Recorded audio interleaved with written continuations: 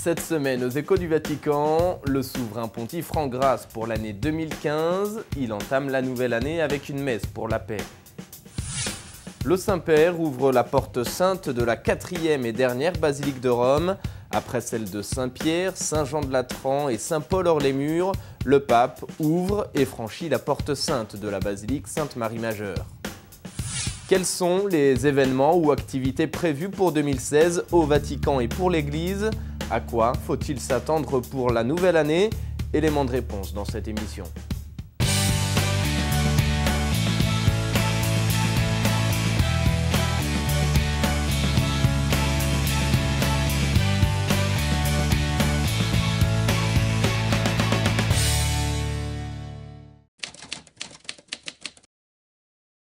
Bonsoir mesdames, messieurs, très heureux de vous retrouver aux Échos du Vatican pour cette première émission de l'année. Je vous souhaite donc pour commencer une sainte et merveilleuse année 2016 pour vous et pour votre famille. Nous commençons justement cette émission par la transition vers la nouvelle année. Le 31 décembre dernier, quelques heures avant le passage à 2016, le Saint-Père a célébré les vêpres solennelles en action de grâce pour l'année passée. Elle a été marquée malheureusement par de nombreux signes de violence. Mais le pape reste confiant. Le bien, a-t-il insisté, finit toujours par triompher, même s'il est parfois caché ou affaibli. C'est ce qu'a souligné le pape dans son allocution, dont on écoute un résumé. Le bien gagne toujours, même si à certains moments il peut paraître plus faible et caché. C'est ce qu'a souligné le pape François lors des premières vêpres de la fête de Marie, Mère de Dieu, célébrée dans la basilique vaticane, avant de chanter le Te Deum en action de grâce pour l'année écoulée. En ce jubilé de la miséricorde, le pape a tourné son regard sur les 12 derniers mois, relisant à la fois les drames et les signes du bien. Il est impossible d'oublier combien de journées ont été marquées par la violence, par la mort, par la souffrance indicible de tant d'innocents, de réfugiés contraints à laisser leur patrie, d'hommes, de femmes et d'enfants sans domicile fixe, sans nourriture ou sans subsistance. Et néanmoins, combien de grands gestes de bonté, d'amour et de solidarité ont rempli les journées de cette année 2015. Les bonnes choses ne font pas la une de l'actualité. Ces signes d'amour ne peuvent pas et ne doivent pas être obscurcis par la tyrannie du mal. Le bien triomphe toujours, même s'il arrive par moments qu'il paraisse affaibli ou caché. Le pape a conclu en s'adressant à Rome, interprète privilégié de la foi, de l'accueil, de la fraternité et de la paix, invitant chaque Romain à retrouver les valeurs fondamentales que sont le service, l'honnêteté et la solidarité, qui permettent de dépasser les graves incertitudes qui ont prévalu cette année et qui sont le symptôme d'un faible sens de la dévotion au bien commun. Voilà donc pour la dernière célébration de l'année 2015 au Vatican. Parlons à présent des premiers événements de cette année. Dès le premier jour, le 1er janvier, dans la matinée, le pape a célébré la messe dans la basilique Saint-Pierre. Une messe pour la paix alors que nous célébrions ce même jour la journée mondiale pour la paix. Le pape a donc orienté son homélie sur la paix et la miséricorde, a-t-il dit, l'emporte toujours sur la misère et le péché. Le souverain pontife est également revenu sur le thème de la paix lors de l'Angélus qui a suivi la messe, comme nous le montre ce reportage.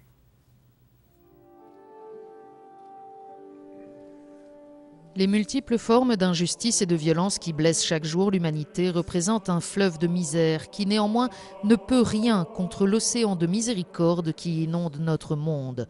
En la solennité de Marie, Mère de Dieu, le pape François a célébré la messe dans la basilique vaticane et invité à croire à la plénitude des temps qui est la présence de Dieu dans notre histoire. Son amour nous accompagne même alors que perdure le mépris de l'homme par l'homme, même devant les multitudes d'hommes, de femmes et d'enfants qui fuient la guerre, la faim, la persécution, disposés à risquer leur vie pour voir respecter leurs droits fondamentaux. Ce fleuve de misère, alimenté par le péché, est annulé par l'océan de la miséricorde de Dieu, a expliqué le pape. Là où ne peut arriver la raison des philosophes ni les négociations de la politique, là peut arriver la force de la foi qui porte la grâce de l'évangile du Christ et qui peut toujours ouvrir de nouvelles voies à la raison et aux négociations, a ajouté François. Nous sommes tous appelés à nous immerger dans cet océan, à nous laisser régénérer pour vaincre l'indifférence qui empêche la solidarité et sortir de la fausse neutralité qui empêche le partage. La grâce du Christ qui porte l'attente du salut à son accomplissement nous pousse à devenir ses coopérateurs dans la construction d'un monde plus juste et fraternel où chaque personne et chaque créature puisse vivre en paix dans l'harmonie de la création originaire de Dieu. Le pape a encore évoqué la paix avant de réciter la prière de l'Angélus à midi. Rappelant que Dieu est un Père aimant, il a toutefois souligné qu'il n'a pas de baguette magique, mais qu'il aime changer la réalité de l'intérieur avec patience et amour. La paix que Dieu le Père désire semer dans le monde doit être cultivée par nous. Et plus encore, elle doit même être conquise. Cela implique une véritable lutte, un combat spirituel qui a lieu dans notre cœur. Car l'ennemi de la paix n'est pas seulement la guerre, mais aussi l'indifférence qui fait penser uniquement à soi-même et qui crée des barrières, des méfiances, des peurs et des fermetures. Le saviez-vous ? La journée pour la paix a été instituée par le pape Paul VI le 1er janvier 1968. Depuis cette date, la tradition est suivie par ses successeurs. Toujours dans la même journée, ce 1er janvier, dans l'après-midi, le pape a ouvert la porte sainte de la 4e et dernière basilique de Rome. Il avait déjà ouvert celle de la basilique Saint-Pierre, celle de Saint-Jean-de-Latran. Il avait fait ouvrir celle de Saint-Paul-hors-les-Murs. Et cette fois-ci, c'est celle de Sainte-Marie Majeure qu'il a ouverte en la solennité de Marie, Mère de Dieu. Le Saint-Père a donc franchi le seuil de cette porte, puis il a célébré la messe qu'il a voulu placer sous le signe du pardon. Regardez. Celui qui ne sait pas pardonner n'a pas encore connu la plénitude de l'amour.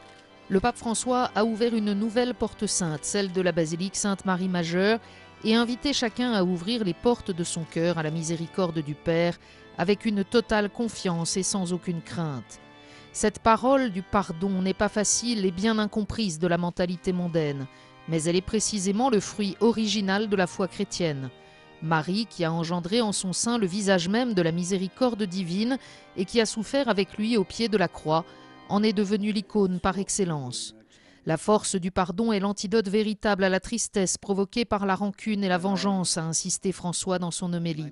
Le pardon nous ouvre à la joie et à la sérénité, car il libère l'âme des pensées de mort, alors que la rancune et la vengeance poussent l'esprit à la révolte et déchirent le cœur en lui ôtant le repos et la paix. La Mère du pardon enseigne à l'Église que le pardon offert au Golgotha ne connaît pas de limites. La loi, avec ses subtilités, ne peut pas l'arrêter, non plus que la sagesse de ce monde, avec ses distinctions. Le pardon de l'Église doit avoir la même extension que celui de Jésus sur la croix et de Marie à ses pieds. Il n'y a pas d'alternative. À la fin de la célébration, le pape François s'est recueilli dans la chapelle mariale où est conservée l'icône de Marie Salus Populi Romani. Après quelques instants de prière, il est sorti de la basilique pour saluer la foule. Ouvrez votre cœur à la miséricorde, ouvrez grand votre cœur à la joie du pardon de Dieu, a conclu François, souhaitant une bonne année aux fidèles présents. Ce premier dimanche de janvier, comme chaque dimanche, le pape récitait la prière de l'Angélus. Place Saint-Pierre devant des milliers de fidèles, le souverain pontife est revenu sur l'évangile du jour, le prologue de Saint Jean. Dans son allocution, donc, le Saint-Père rappelle que les hommes ont préféré les ténèbres plutôt que la lumière de la parole. Le pape nous invite ainsi à ouvrir nos cœurs à la parole de Dieu pour lutter contre le mystère du mal. Le mal est toujours tapi devant notre porte. Ne le laissons pas entrer et ouvrons au contraire toutes grandes les portes de notre cœur à la parole de Dieu. C'est la réflexion que le pape François a proposée aux fidèles avant la prière de l'Angélus. Méditant les lectures du deuxième dimanche de Noël, le pape a rappelé que l'homme n'a pas accueilli le Fils de Dieu, préférant les ténèbres à la lumière, et que encore aujourd'hui le mystère du mal s'insinue dans nos vies, réclamant la plus grande vigilance pour ne pas le laisser prévaloir. Dans ce combat quotidien, l'exemple et le soutien de Marie que nous pouvons contempler dans la crèche nous poussent à tenir notre cœur tourné vers Jésus au long de notre journée, dans la joie comme dans la souffrance, dans les satisfactions comme dans les difficultés.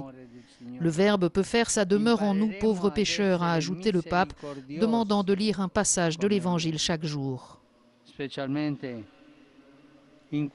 Spécialement en cette année sainte de la miséricorde, faisons en sorte que l'Évangile prenne toujours plus chair dans notre vie.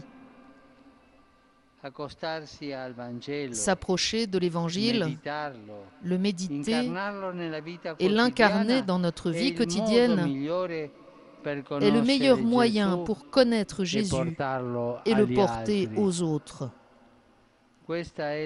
C'est cela la vocation et la joie de chaque baptisé.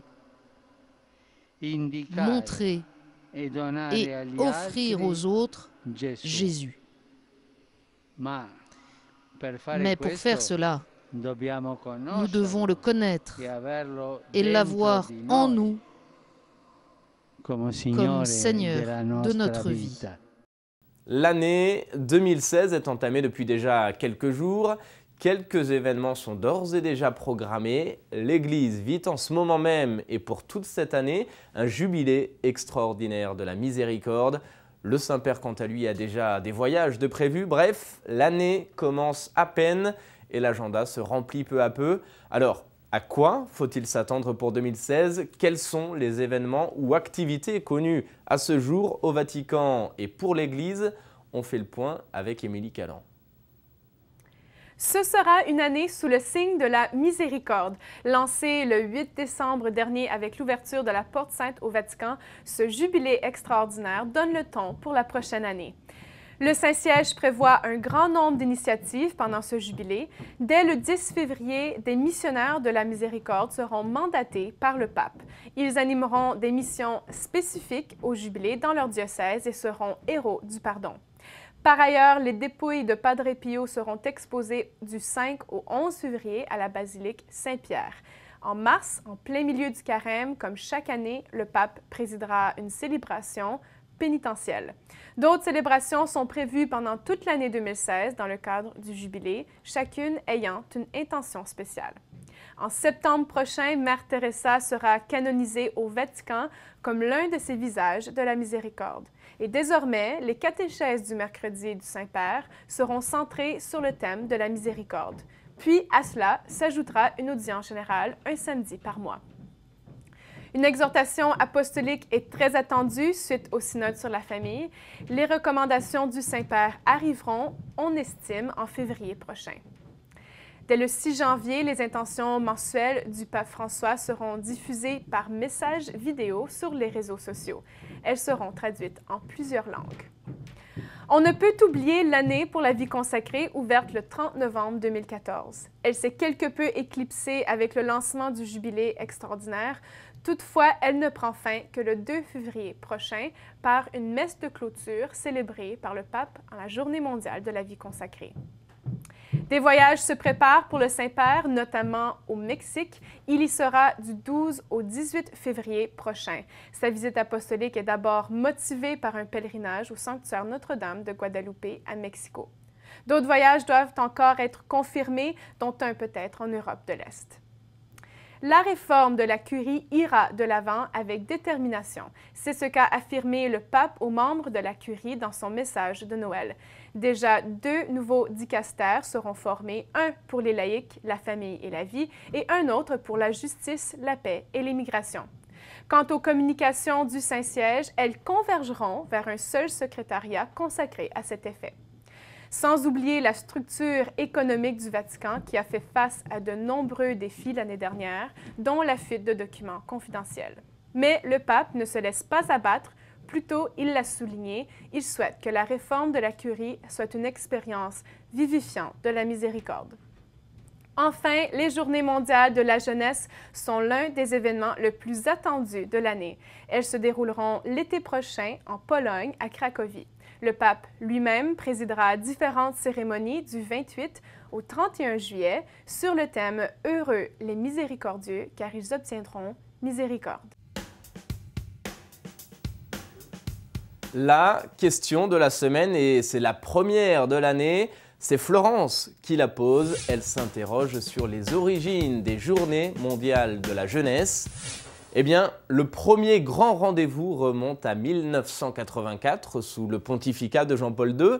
Il rassemblait alors près de 250 000 personnes à Rome. C'était le jour des rameaux pour un jubilé international des jeunes.